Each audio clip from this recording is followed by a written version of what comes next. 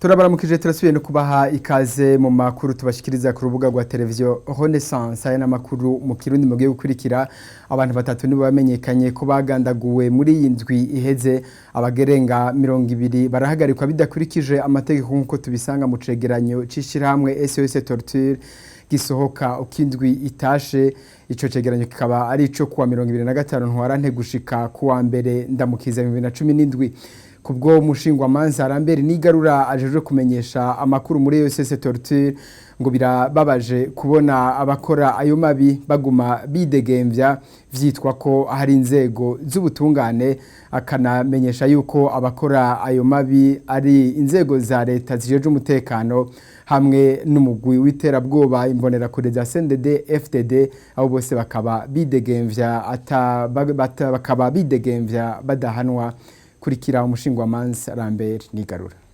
Naba ugandaguwe rero abo ijambo ryashoboye kumenya kuvuga kure konsili wo ku musozi murehe muri komine Mbuye intara ya Muramvya aho yagandaguwe n'abantu batashoboye kumenyekana ku muhinga muri tariki 28 z'ukwa gatatu atashe muhiriwe tukavuga umushinga ntahe Innocent Niyongabo wo muri Zirabu ya gatatu Igihanga nawe yagandaguwe mw'ijoro yo komini na gatandatu warasumye cyane kwibutse cy'abantu akaba n'abamugandagaye gushobora bataramenyekana hakavugwa n'ikindi kivuga cy'umuntu umugabo cyatoye muri udidogo mu Cibitoki aho ari umuntu yemeka ko yapfuye abanje kwicwa akusukira mu mutwe ico kivuga cyo umuntu cyabastamishwe kumenyekana kandi bakaba umuntu arakurikirana hambavu yaho twavuga yuko hariho n'umuntu bazonze kwica aho naho mu ntara ya Cibitoki witwa Nikodemu Karenga yatewe n'abantu bamusanze muhiriwe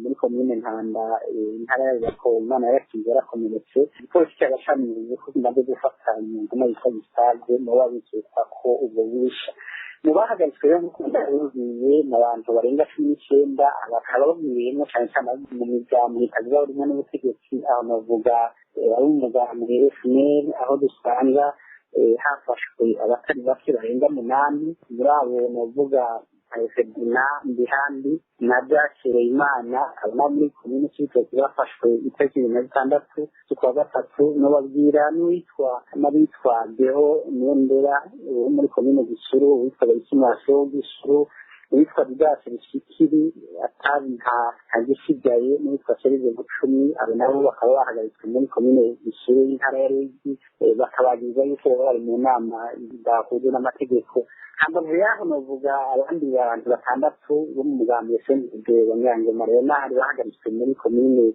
Nyangarake ku misozi kagira abageni abo nabo bakaba bafashwe bagize ko bari mu miti yitwa bigwanisho bakaba barahohotewe bimwe biteye ubwoba bakaba bashikanye imbere no biro gutereza Bujumbura ku munsi w'ejo mu bandi rero bahagaritswe muri iyo ndwi babwira abanyeshuri muri kaminuza y'u Burundi aho hafashwe abanyeshuri barenga batatu umwaka akaba yarashoboye kurekurwa mu nshamake rero muri iki cegeranyo twaye dusohoye nico bosiga ntabwo yuko hamba bw'indarere nabo twafashe kumenya ariko bihaye nyanje kuvuga ko yabirenga nayo abo magistrat abashobora kubona kuvuga umunsi abashwa abanyuruzwa bahagarika ibyo n'amategeko bafatwa no garuka bindone yakuri canke abakozi b'iperereza Oya akaba yari umushingwamanza Arambere Nigarura aje kumenyesha amakuru mw'ishirahamwe SOS Torture. Ishirahamwe Sojepaye yiyemeje gukora uko ushoboye mu kurandurana n'imizi ishurashuzwa ry'abana mu mashure nibisha n'abigisha babo canke abayobozi babo kubwa David Ninganza aje kumenyesha amakuru muri Sojepaye baragerageza guhimiriza abanyeshure n'abavyeyi mu ntumbero yo kugwanya izo nda z'indaro zitegwa n'abarimu mu mashure cane cane ayisumbuye ikindi bakora no kumenyesha leta aho ibintu biba bigeze kugira igire icikoze kurikira David Ninganza. Birababaje ivyo bintu n'ibintu tumaze imisi dukorerako rimwe turavugana n'abavyeyi b'abo bana turavugana n'abo bana turavugana n'abigisha n'abayobozi mbere cane cane abayobozi bo ku rwego rwo hejuru batwara bene kubikora birababaje kuko umuvyeyi yategerezwa kuba ari wakingira umwana, hanyuma umwigisha nawe rero niwe musubirizi umuvyeyi, niwe muvyeyi kw'ishuri, kandi umwigisha iruhande yo gutanga indero niwe ategerezwa kuba abonera uwo umwana yo kujya kuyinka igira amaso manini itabona. Rero mu gihe umwigisha amuteye inda, ubwa mbere ikintu kihaba tumaze kubona ko birababaje, hariho bamwe bagomba kugira ico bita solidarite negative, bagomba gusa nabo bakingira ikibaba, ariko icyari ni kimwe, nuko mu bigisha bafise ubumwe, bafise ico twokwita solidarite, abigisha bonyene aribo bavuga bati nyabuna, bakadenonse bati uyu muntu yagize amakosa, uyu muntu yagize akabi, ataraho natwe ntitwobimenya. Rero ico turagomba gukengurukira abigisha cane gose, kandi turayikengurukira n'abatwara abigisha cane ndavuga abadeseye n'abadepeye, kuko turazi ko ari bitari bike bamaze gusubiza mu buryo, ariko iruhande y'ivyo biri ku murindi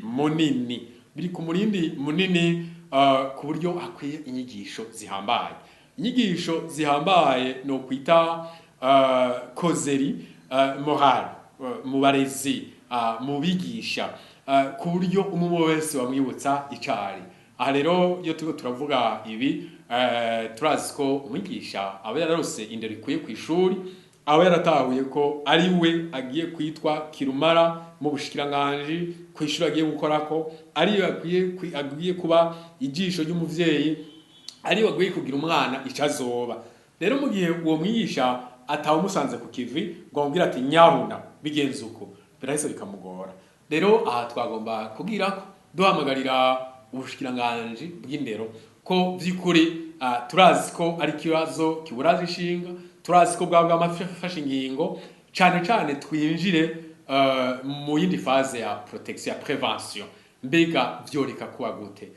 Nuko hoba inganda z'urutavanako ku bayobozi ku rwego rw'intara, abo nabo bakabikora ku rwego rw'amakomine, aho amakomine nabo bakabikora ku bayobozi b'amashuri, kugira ngo nabo bashikire abigisha. By'ukuri n'ubushikiranganji bwari decentralize, bufise inzego zigiye kuva hejuru gushika hasi. Rero tugatera akamo cane abavyeyi bavugane n'abana babo, umwana atahure ikibi n'iciza hakiri kare, atahure kumwigisha atazomuha amanota ari uko babanje kuryamana, kumwigisha atazomugirira neza ari uko abanje gutibana. Hanyuma cane n'abana ndabagarukako bonyene ubwabo bamenye ico barondera ico arico, barondera kwiga, barondera ubumenyi, barondera kazoza keza. Si umuntu amwicira kazoza agomba guharura ko ivyiwe n'ubuzima buzoza. Hanyuma rero ngaca nkebura n'inzego zijejwe umutekano ko vy'ukuri abo bantu babahasha. Turashima ko nyene icubahiro kuri igihugu yari yarabivuze ati tugiye guhagurukira abantu bose bakura abana mu ishuri, tugiye guhagurukira izo nzira zose zituma abana bareka kwiga. Abo rero bari mu bantu bazimiza abana, sinkekeranye umunsi babadomye ku rutoki ko bitazobuza ko bababogoza canke bakafatira izindi ngingo zituma abana bakingirwa. Ikibazo c'indaro mu mashure kirakwiye guhagurukirwa mu mpande zose, uhereye ku bavyeyi ubwabo, abarezi bazibatera no mu barongoye ubushikiranganji bw'indero, ari naho ico gisata cega. Ivyo bikaba bivugwa na David Ninganza ajejwe kumenyesha amakuru mw'ishirahamwe riharanira agateka k'abana Sojepaye.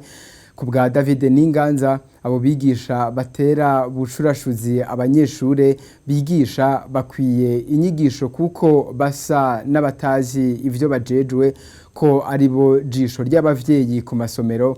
Agatera akamu bushikiranganji bw'indero ko bohagurukira kugwanya ako kabi kabishe mu mashure. N'ubunyene David Ninganza: icambere hoho nitwe tuvugira aba bana iyo bari mu ngorane.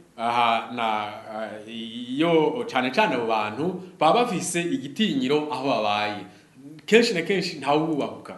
Urumva rero mu gihe ari twe tubavugira, tuca tugaruka tukabafasha cane iyo hari wagize ingorane mu mutwe canke tukababuranira mu masentare atandukanye ko kenshi na kenshi abo bantu ntawubahuka mu mihana aho baba babaye.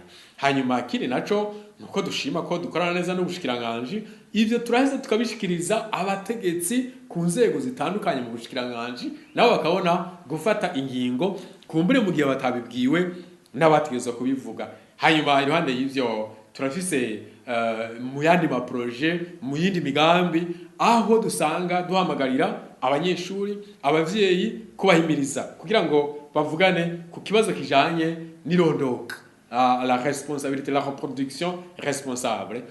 Ugasanga rero ivyo bice bituma inda z'ishushu, inda zititezwe zigabanuka ku rugero rudasanzwe. Uyu akaba yari David Ninganza ajejwe kumenyesha amakuru mw'ishyirahamwe ryitaho agateka k'abana Sojepaye.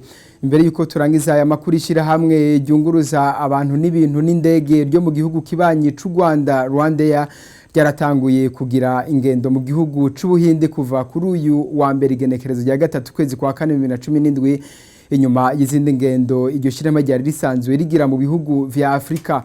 Mu buyobozi bw'ishyirahamwe Rwandair bamenyesha ko kubona ubwa mbere baronse ingenzi zigera ku 80 ari ubwa mbere bitanga umwizero ko urudandaza ruzoshoboka hagati y'u Rwanda n'ibindi bihugu hakoreshejwe indege. Inkuru ya mugenzi wacu Raika Ntungane. Abantu barenga kuri 80 nibo bafashe indege ya Rwandair ishika mu Buhindi, ikaba yahagurutse kuri uwa mbere saa 6:30 ku masaha ya hano mu Rwanda. Buterere Alex, umukozi wo muri Rwandair, aratubwira inyungu Rwanda rurindiriye muri urugendo. Ugiye ifite abantu byo twakwita commercial passengers barenga 80 n'abandi bakeya bayiherekeje bajyanye na maintenance crew n'abandi. Rero turizera ko uko tugenda tumenyereza niko izagenda igira abagenzi, ariko ntibisanzwe kubona urugendo rwa mbere mukoze direct mudaciye ahandi hantu mutagize ikindi gihugu mwisunga mukabona mubona abantu bayangana gutyo, nibigaragaza ko ari igikorwa cyiza kiri hagati y'u Rwanda n'Ubuhinde kandi abantu bitabiriye kujyana na Rwanda yabayikunze. Kuba Hindi ni ibintu vyiza kubona indege igera Mumbai hari binaborohera kugera n'ahandi bifuza bitabagoye. Bizodufasha gukora ubucuruzi ndetse no gushimangira umuco uri hagati y'Ubuhindi n'u Rwanda ndetse na Afrika y'ubuserukirazuba.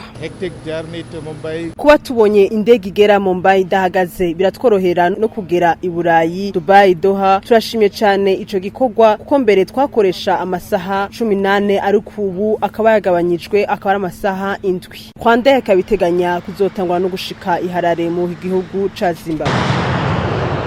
Nindo kuri iyo nkuru turangirije ko amakuru twarateguye kubashikiriza. Mwakoze mwese mwafashe umwanya wo kuyakurikira, tuzaba dusubira.